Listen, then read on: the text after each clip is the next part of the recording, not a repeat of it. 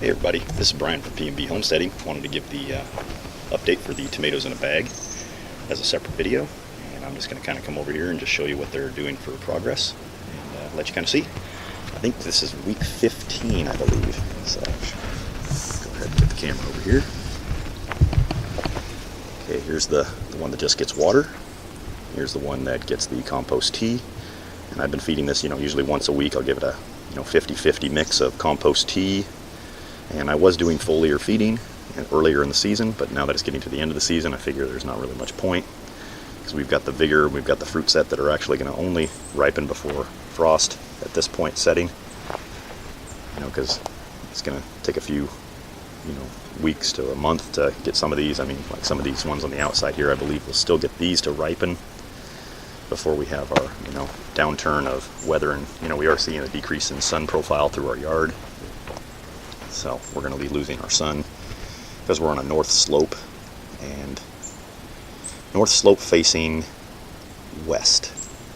So we're a northwest slope coming down. So we get westerly sun in the afternoons, but because we have our house blocking most of that sun profile, as well as trees over the top up over here and around, we lose our sun pretty quickly in the fall. So anyway, back to the update. That's the reason why we're probably not going to see a lot more ripening off of some of these fruit after a certain point in September, because by the end of September we're pretty much going to be on the downward slide, and we'll start seeing the mildew showing up on the leaves and the things like that. I mean, you can already see we're starting to get a little bit of the mildew on these leaves, the downy mildew, and so it's going to be taking these plants out pretty quickly in the next few weeks. But there's kind of some fruit set that's ripening.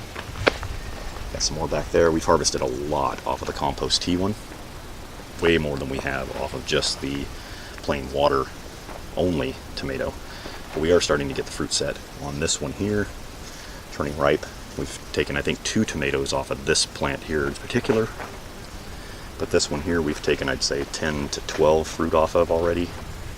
And with that, we're not going to have, I guess we're going to have this, the same amount later in the year, because see, these are going to be ripening at the same time, but we had earlier, so we're getting more yield off of this one, so that's a good thing.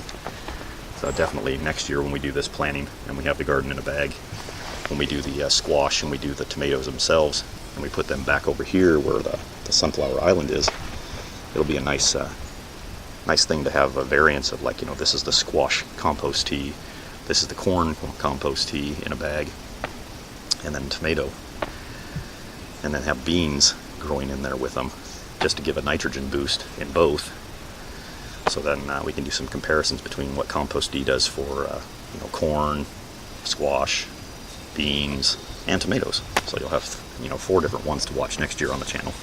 It'll be kind of fun, give you guys some variety. But well, here comes our troop of urban homestead livestock. Benny. What you doing, Benny? Huh, bud? What's the matter? You don't want to be on camera?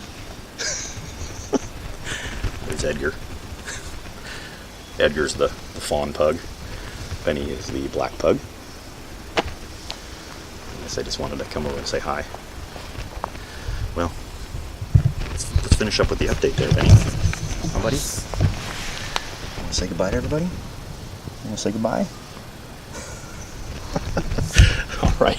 Well, this is Brian from pnbhomesteading.com. I'll talk to you guys again. All right. Bye, guys.